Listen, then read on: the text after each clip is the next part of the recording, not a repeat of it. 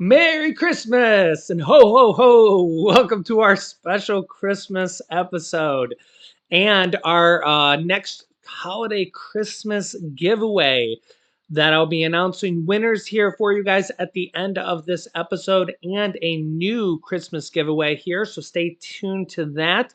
If you can guess the answer of a trivia question, I'll give you that here in this episode. And let me know what you think of my special holiday sleepwear. And I will be, and my friend here too, who has the same one. Also, I'll be having some special guests on who have some special outfits as well here in a few moments. So stay tuned for that. You won't want to miss that here as well in our special holiday episode. Yeah, let me know what you guys are doing here for Christmas or the holidays if you celebrate something different here in the comments. Yeah, what a year. What a year. 2023. Yeah, these last several years since the pandemic have been absolutely wild. And I'll let you know the story behind these outfits and my friend's outfit here and our outfits that you'll be seeing here in a moment with my special guest here. So stay tuned for that. Let's jump right into some crazy news. The Border Patrol encountered 17 people on the terror watch list at the southern border in November alone, which is absolutely unbelievable, terrifying. This is just in November alone, and these are just the people they caught. Take a listen here. An illegal immigrant with a gun makes it across the border. It's horrifying. It's in the Eagle Pass area where I spent a lot of time. It comes as CBP reports nearly 250,000 migrants encountered at the border, making it the highest November on record, the third highest month in history. Pinal County, Arizona Sheriff and U.S. Senate candidate Mark Lamb joins us now. Sheriff, thank you. Merry Christmas ahead of time for Border Patrol agents and law enforcement like yourself won't necessarily be with their loved ones because of the unprecedented surge at the border from Texas to Arizona. 1,000 miles separates Eagle Pass and Lukeville, and yet the agents are overwhelmed in both locations. What, if you were to be elected to the Senate, what is the first thing you do to secure this border? Well, Merry Christmas to you too, Griff, and thanks for having me on today. Look, we've got to get back. The easiest is go back to the Trump era policies.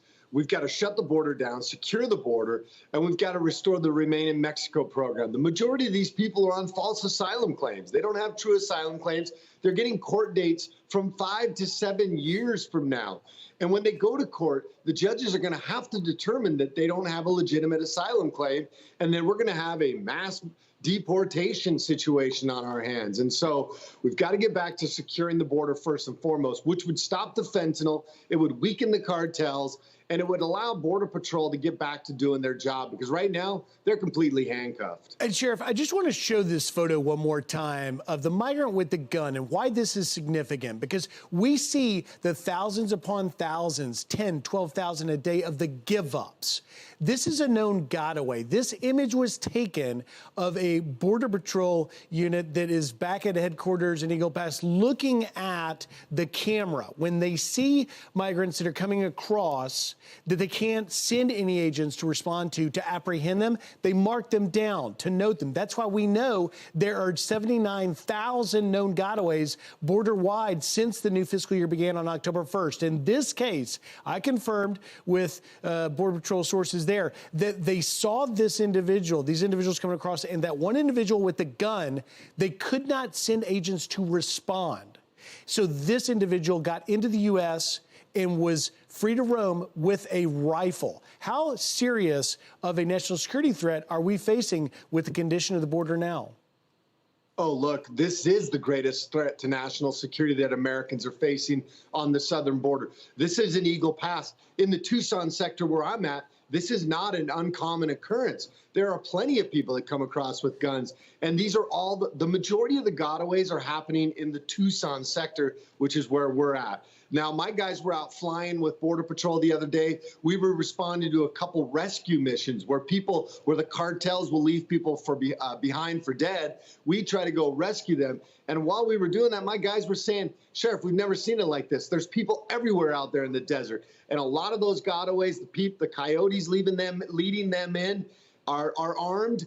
And it should be concerning to every American because we have no idea who's coming in.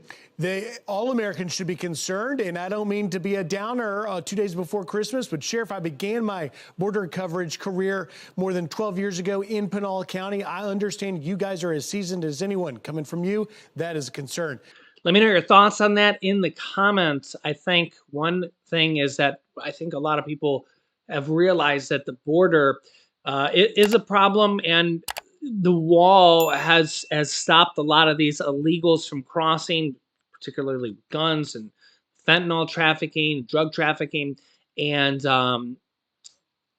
having the wall completed would be a good thing. It would stop a lot of people, maybe not all of them, but a lot of them. And having that completed would be a good thing. And let me know your thoughts here in the comments. The IRS says that they're going to waive $1 billion in penalties. Here's who qualifies and how much taxpayers may get. The IRS is waiving roughly $1 billion in late payment penalties for millions of taxpayers with balances under $100,000 from returns filed in 2020 and 2021. Payment relief is automatic. However, failure to pay fees for unpaid balances from 2020 and 2021 will resume on April 1st, 2024. IRS is providing a financial breather to taxpayers. And some 4.7 million individual taxpayers, businesses, trustees, and estates, and nonprofit organizations are eligible for the relief, which amounts to about $206 on average per return. Vladimir Putin, Russian president, who says he's going to run again and has changed the Russian constitution twice, has now barred his challenger from running against him. Who is a woman named Dunsova, the 40-year-old independent politician who declared her intention to run in the 2024 presidential election, as he just basically said no. He barred her from even running against her. Good old Russia, right? This comes after the previous politician that ran against Putin was poisoned and then imprisoned. Yeah. Welcome to Russia, right? The Lahaina banyan tree, the symbol of Hawaii, has grown to be the major symbol of Hawaii, is coming back after the major fire in Lahaina in Maui. The fire that ravaged through there and went through that 150-plus-year-old tree. And I wondered if it had maybe a chance at coming back. This comes after I had seen the redwoods in one of the major redwood forests in San Francisco. I remember going through there years ago, and I remember seeing a sign that said, or I remember seeing some trees that had fire damage and a sign that said that many fires had gone through there and some of those trees had survived. And I remember thinking maybe that tree would possibly survive, but it was such a major fire, I don't know. We'll take a look at this. Volunteers working daily on the Lahaina banyan tree says around 60% of the tree canopy is showing green growth. You can see right directly behind me, I have a branch that just broke today. This separated today. So this is kind of scary to have this long of a branch break off. And you can see it's a very long branch here. It goes all the way back to the heart of the tree right here in the middle. So we know that portion of the tree is dead. Unfortunately, we will have to start cutting that out. But there is good news. Lots of this tree does have a lot of green growth. Roughly about 60% has nice green canopy. So above me, you'll start seeing some of the green pop up.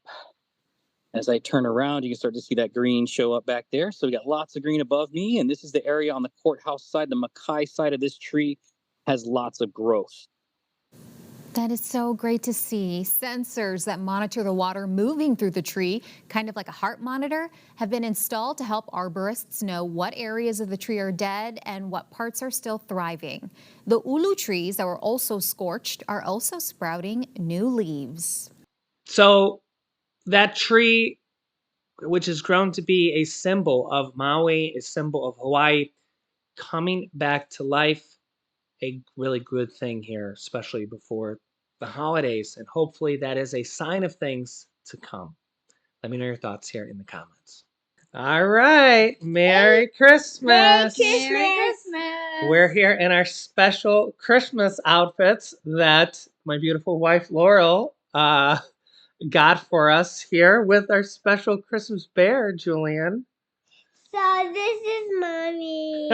This And Daddy. and what's this bear's name? This is me. And this is Twinkle. Yeah. Twinkle. And how did you get that bear? From Build-A-Bear. Yeah, Mommy had this bear made for you for Christmas. And these are also from All these Build-A-Bear. matching outfits that match Bear. Twinkle's pajamas are also from Build-A-Bear, See?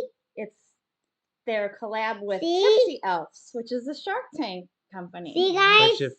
which is our It's favorite all the entrepreneur same. show. Yes, we love Shark Tank.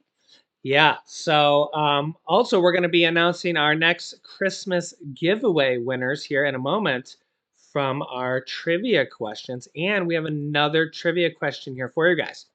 And we're going to be taking a few days off for Christmas, so we won't have a show here for the next several days until after Christmas.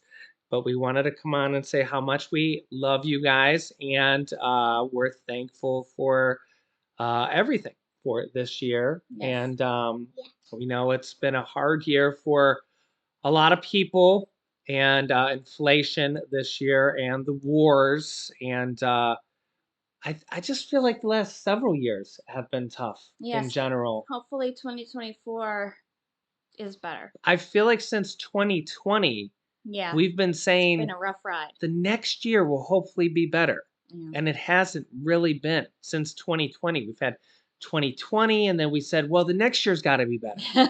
And then the next year's got to be better. And then the next, kid. I know, right? And then the next year's got to be better. And then getting better. And then I feel like since then, I mean, we've been on here as a family since 2020, since the pandemic. I mean, or since even before then. I've been on YouTube since who knows how many years now, right? And we keep saying the next year's gotta be better, and it hasn't really gotten better. We've had the pandemic, we've had record inflation of 40 plus years. Now we have these major wars, world wars, many people would say, with so many countries involved in. And yet we keep saying that at some point it's got to get better, right? If it doesn't, God help us. And here's this stuff again. Yes. But you know, to the young bright ones, the future is always brim and bright, right? Let's hope that it's a better place for him. When, Yeah, he you gets know, there, when right? when you're young and full of joy and laughter, you know, Santa is coming, and To town. the world is a bright and joyous day, right? Mm-hmm. All right, so our last trivia question was, where was the movie Home Alone filmed? I remember I said be specific because the answer here is a little tricky. Did you want to read the answer, Laura? Sure. So the answer is, which is quite surprising. I'm surprised that they did this. And I was surprised when I first heard this, and that's why I wanted to make this a trivia question. I don't want to make all the questions too easy. So the majority of the film was actually shot on sets that they built inside a Chicago high school. So they didn't film a lot of the interior of the house shots inside the house. They built sets at this high school and filmed a lot of it there. I was stunned when I heard that. I know. I think they used that home mostly for exterior shots. Yeah, so the answer is the majority or bulk of Home Alone was actually filmed inside a high school in Chicago. All right, so remember, there's always multiple people that guess correctly, and was the case in this one as well. So the answer from the people who guessed correctly, we had some people picked at random.